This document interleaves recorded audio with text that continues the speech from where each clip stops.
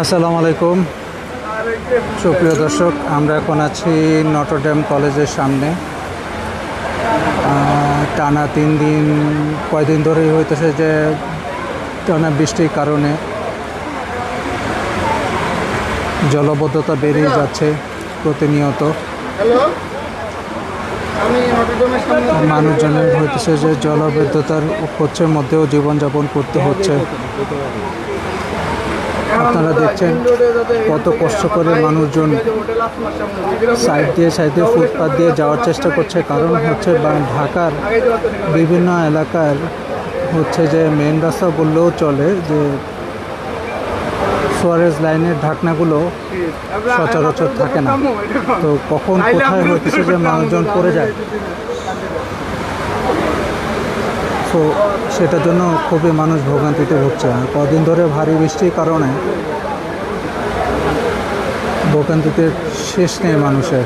আপনারা দেখতে পাচ্ছেন নটরডেমের রাস্তার মধ্যে গাড়িগুলো আটকে আছে, কারণ হচ্ছে তখন বাসগুলো যদি এত পানি উঠেছে কোমর পর্যন্ত, দেখেন এক একজন কোমর পর্যন্ত হেঁটে যাচ্ছে মেন রাস্তায়। এটা হচ্ছে নটরডেম, মতিঝিলের পাশেই।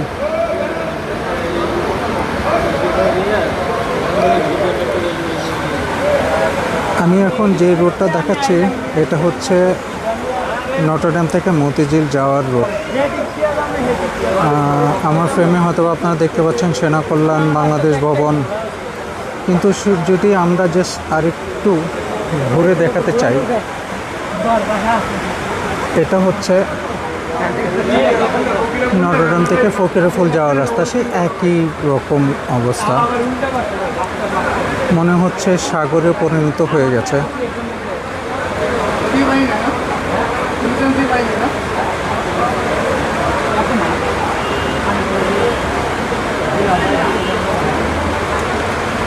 মানুষের জীবনযাপন খুবই কষ্টকর হয়ে যাচ্ছে। দেখুন আপনারা,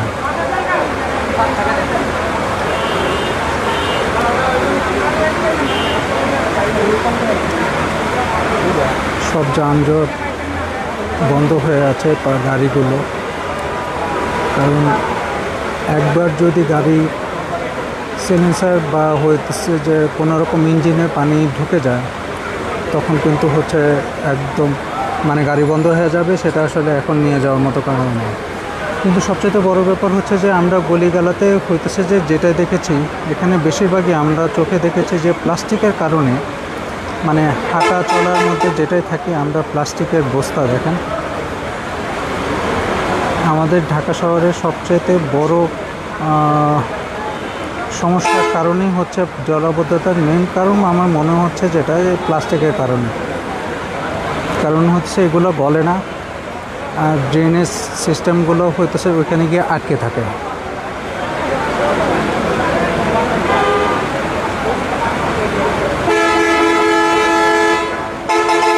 কত কষ্ট করে লোকজন পার হচ্ছে।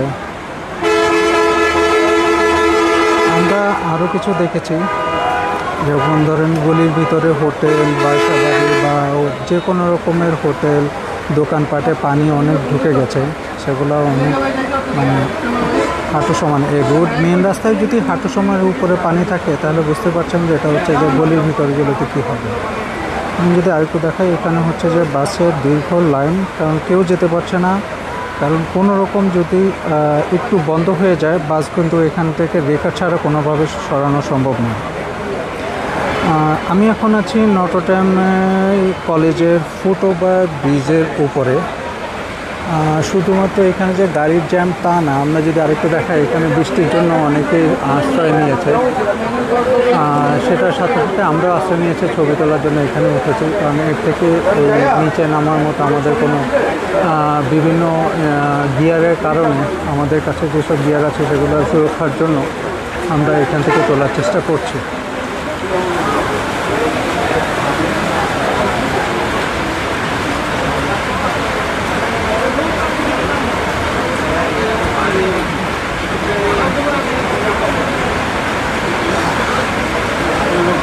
বাচ্চাটা নিয়ে পানির ভিতরে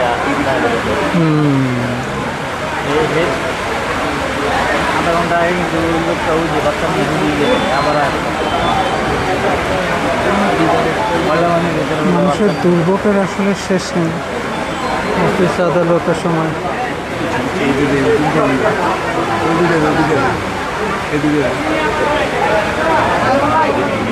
সুন্দর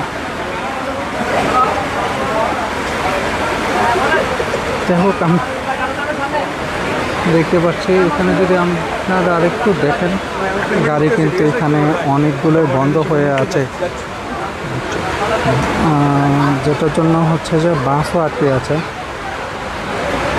এটা হচ্ছে আরেকটা স্কুল, বাংলাদেশ ব্যাংক উচ্চ বিদ্যালয়, সেটার ভিতরে অনেকখানি পানি ঢুকে গেছে। যদি আমরা একটু এখান থেকে একটু গাছের ফাঁক দিয়ে দেখানোর চেষ্টা করি, কলোনির ভিতরে প্রচণ্ড পানি, কিন্তু হচ্ছে যে এখান থেকে যাওয়ার মতো কোনো কেউ নেই। আমি যেটা বলছিলাম যে আমাদের গিয়ার নষ্ট হয়ে যাওয়ার কারণে সে সন্ধ্যায় আমরা নিচে নামছি না, যতটুকু উপর থেকে আপনাদের দেখানোর চেষ্টা করছি।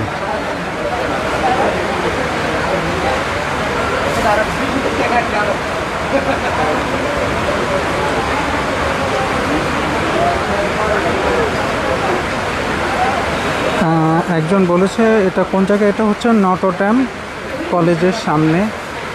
এটা আরামবাগ বলে, হচ্ছে যে এখান থেকে দূরপাল্লার যে নটরডেম উল্টো পাশে যে দূরপাল্লার বাসগুলো চলে ঠিক সেটার পাশেই হচ্ছে আমরা এখানে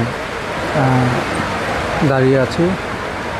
দর্শক আবার দেখতে পাচ্ছেন আবার তুমুল ঝড়ে বৃষ্টি শুরু হয়েছে। এই বৃষ্টি যদি আরও কন্টিনিউ থাকে তো এখনই যে পরিমাণ পানির কাজে আসলে কতটুকু গড়াবে সেটা আসলে আমরা যেরকম ভারী বৃষ্টির কারণে চিটাং, তারপরে কক্সবাজার, রাঙামাটি, পাহাড়দশ অনেক কিছুই শুনছি, কিন্তু ঢাকা শহরেও হচ্ছে যে পরিমাণ পানি উঠছে সেটাও কিন্তু হচ্ছে যে মানে চিটাংয়ের মতো কাছাকাছি চলে যাচ্ছে।